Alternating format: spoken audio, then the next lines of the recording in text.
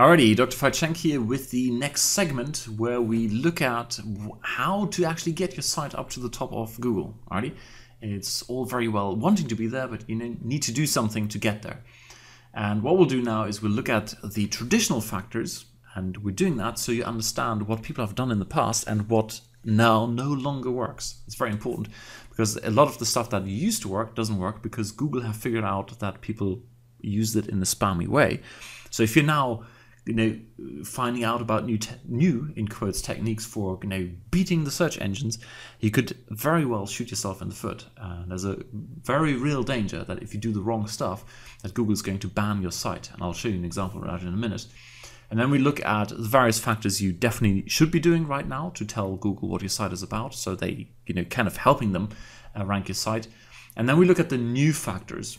After that, we look at a few boosting factors you can use from both a positive and negative perspective, so you're once again aware of what people are doing, what you should be doing or should not be doing. And then I'll quickly go into the Google Webmaster Tools. Alrighty, let's look at then the traditional factors. So the case study we've got here is if we look at the keyword RV financing. Alrighty, we get these results, and here's Good Sam Finance Center. They're quite lucky because, and lucky is all relative, because they've got two listings here. They've got goodsamrvloans.com/RV and then the root domain. It's not lucky because, well, it's lucky because they're occupying two spots in the search engine results. That means a whole lot of traffic, a whole lot of clicks are going to their site as opposed to anyone who's going down here. Now, here's a site, rvfinancing.com, and they're in the page results. Okay, so what we do now is we have a look at the traditional factors that lead to that may be partly responsible for the current ranking of, for example, Good Sam RV Loans up here. And for this, I'm going to show you some results from a tool called Market Samurai, which you do not need. Okay, I only have it because a few years ago, when backlinking ruled, and you didn't need any other factors, which I will tell you about in a second. This was a great research tool. These days, I personally wouldn't worry about using it. I'm just showing you because it's a very nice way of illustrating what people used to do in the past. So, first thing we want to look at is this. Here's Good Sam RV Loans at the front, in the first two positions, and as an extra one, I've added this one in here. The first thing we've got is domain age. Alrighty, domain age, they're all not displayed here because sometimes Market Samurai has a little bit of a bug or difficulty getting these numbers. Domain age is kind of important because the older a domain, the longer it's been around, the more it's an indication that this is not a fly-by-night operation and therefore should be trusted more. And what you tend to find in highly competitive markets, the older your domain, the better. However, there are so many factors. Some people that go, haha, let's go out and buy a used domain, old domain. And the fact is, if you're buying an old domain that's been dropped from the registration, the place where they get registered too many times, where people did some dodgy stuff with that domain and then they dropped it and someone else bought it, that's probably even worse than having a new domain. So personally, I never ever worry about domain age. If you set up a new business, fine, so be it. It's new, and there's nothing wrong with that. The next factor is something called PR, PageRank. And as it says here, an indicator of the overall quantity and quality of links to a web page, all right, as determined by Google's PageRank algorithm. So this thing is about links. Links from other sites pointing to your site. And I'll give you an example of how this works in practice, okay? Or maybe one step back. The whole reason Google came up with this PageRank thing in the first place was that the assumption underneath all of this was if there is popular content on the internet, then people will naturally link to it. And the more links there are, especially from high quality sites, the more likely is that this is what people are looking for. And the classic example you can use is, I've got it here, Adobe Reader, okay? Anyone who's publishing anything, or not anyone, but a lot of people who publish anything in PDF format, then have a link on their website that says, oh, by the way, if you can't open this, you can get the free Adobe Reader over here. And then they point to the Adobe website. So these are all links pointing to Adobe in a very natural way, because anyone who's publishing content in PDF format wants people to read it, and if they don't have the Adobe Reader, here is where they can get it. So that's the fundamental principle behind this whole backlinking thing. And that's why Google said, hey, if I've got lots of backlinks pointing to my website, and especially from high quality sites, meaning not porn sites, not gambling sites, not all that kind of race hatred stuff, then that's a good sign. And what they did is they assigned a number between non-existent, okay, a totally new site doesn't have any PageRank, between 0 and 9. Now, in this example, you can see there are no results with the number 9. But for example, I could add a custom URL and go www.google.com, and just for kicks, let's add Facebook into the mix. Okay, facebook.com.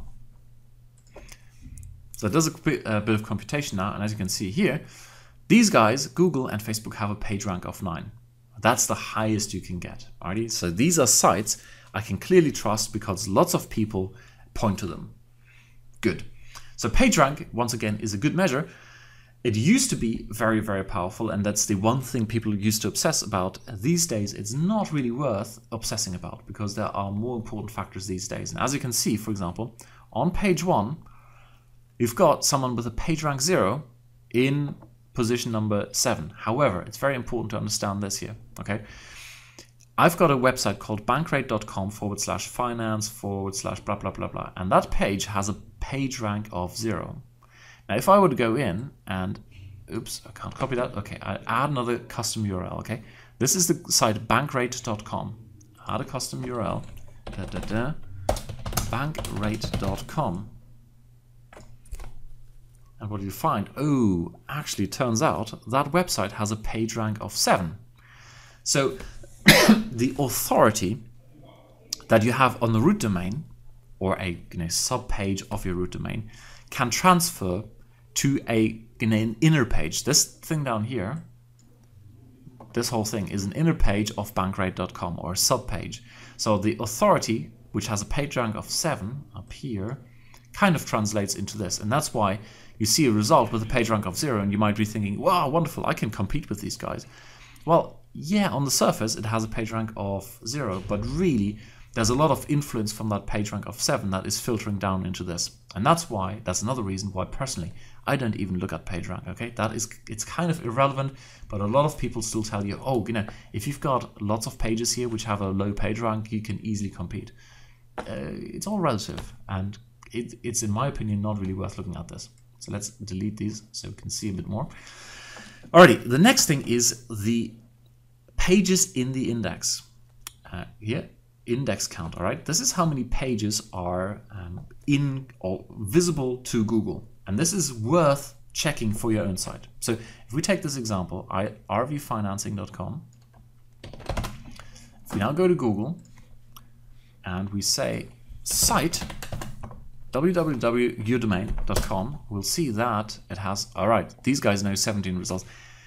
Google tends to fiddle with the numbers a little bit, okay? Sometimes it's plus, minus.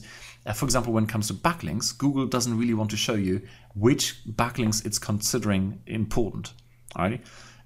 So for example, I'll show you a very extreme example in a second, okay? So, but overall, this is an important thing. Go do this with your own site. If your site shows up and there is not a single, if it says 0 results, it may well be that you have a little piece of code on your website that says, dear little search engines or big search engines, don't index my site. Okay, sometimes people have that in there accidentally, and Google simply does not know about your website.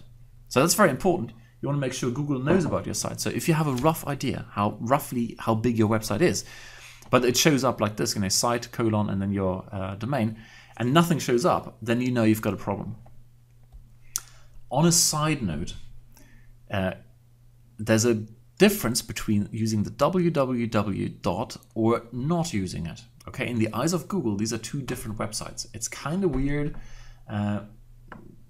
May make sense to some people, but you need to be aware of this. If we take this away, okay, this is 17 results, okay, and now go to site colon rvfinancing.com without the www, we'll see that Google sees 23 pages. Kind of weird, but that's the way it is. The upshot of all of this is when you set up your website, when you go market your website, when you know, should you decide to get some backlinks, when you do all of this, stick to one standard. Either you pick a www, or if that was one too many, but you need to get the idea, the w blah, blah, or not. Pick one of those, and then that's it. Otherwise, you're confusing Google, and you know, you're diluting your search engine optimization efforts. Alrighty, so that is the indexed pages. And as you can see here, in these search engine results, you've got, you know, these guys, RV Financing. Well, I'm using this example because they used to be in the search engine results until not long ago, until a couple of months ago. And now they're no longer there. And I have a very good idea what the factors behind it are. One of them is that they're a very small site. They only have 16 pages in there, where some of their competitors have like 20,000, 65,000, 226,000. Okay, boom. Now you might ask, okay, how the heck do these guys start RV loans? How do they get in there? Okay, they've got nothing in there. How does that work? Okay, there are always exceptions in there, but overall you see that these sites are bigger than this guy. So, you know, that is one factor. If you had this website, that's something you need to work on. You need to get bulkier, all right? So we kind of said domain age, nothing you can do about it, ignore it. PageRank, well, not much you can do about it, ignore it. Size in the search engines is definitely something you can do about. And that's the first piece of advice you're getting here, right? When you're putting in a website, you want to work on the size of that site. So you're much better off. You know, some people say, oh, create lots of different websites created around very small specific topics. No, that's wrong. That's in the past. These days, big sites, they're called authority sites, rule. The bigger your site, the more bulk, more content it has, the better. And of course, it means high quality content. It doesn't mean junky content. Okay, so this is too small to compete with these guys, and as a result, they're not showing up in the top 10. Next factor, very, very important, and this is kind of the history lesson of Google, okay? Or I use Google as a generic term for search engines, of course. In the old days, all you needed was to have lots of backlinks to your website, okay? Here we've got two measures. One is called the backlinks to the page, and the page is in this case the home page. And then you've got backlinks to the domain, which is 9,400 to the homepage, and overall to every single page on that domain, they're 12,000, so 3,000 more than to the homepage. Now, if we look at this here, and in the old days, that was good enough. If you had backlinks, the more backlinks you had, and that's where this PageRank thing came from. All right, the more you had, the better. Now, turns out, look at this here. They've got like 9,000 to the homepage, and they've got a PageRank 0. How come? We'll get to that in a second. The first thing that's going on here is the ratio of links to the homepage and to the domain, or to a particular page, okay? These guys have 9,400 links to the homepage, and they've got only, in quotes, 12,000 to the overall domain. So the vast majority, about 3/4, are pointing to the homepage. That is extremely unnatural. That's not what happens in the real world. Let's have a look at the example of Google, okay? Google have 133 million links to the homepage, and they've got 1 billion, that's factor 8 or so more, to various pages on their website. So you've got a factor of roughly 8, okay? 8 times as many links to the overall website as opposed to just the homepage or one particular page. That is natural, okay? Google don't need to do artificial backlinking, so this is how links have really grown. Let's have a look at Facebook. 84 million and a bit to the homepage. Well, 5 billion, that's factor like whatever, 13 to the overall website.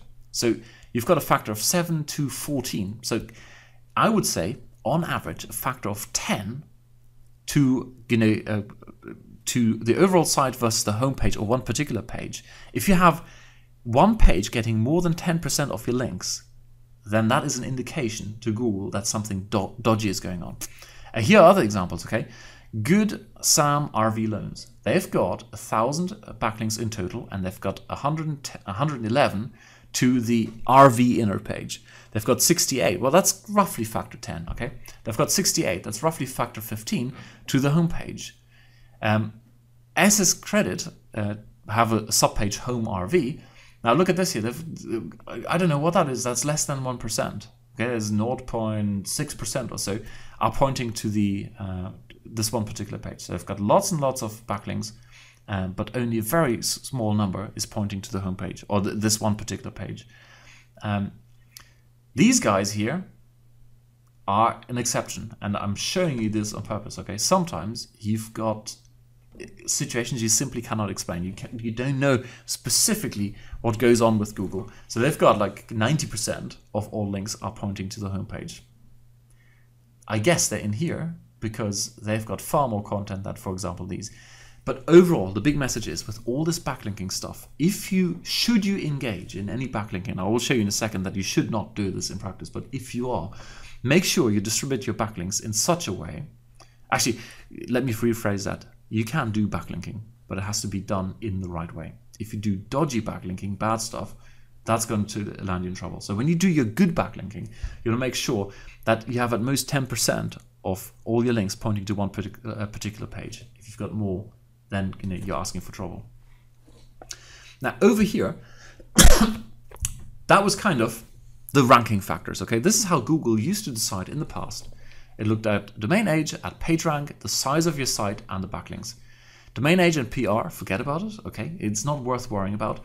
The size of your site is important, and the all this linking stuff is something you shouldn't do actively in order to just get a high number and with that maybe a high PR PageRank. But when you do it, make sure you've got the right ratio. So what we're going to do now is going to look at this whole backlinking thing in practice and what you can do on your website. There are two factors. One is called on-page optimization. The other one's called off-page optimization. On-page is everything that happens on your website. Off-page is anything that happens off your website. And that's what we're going to look at now.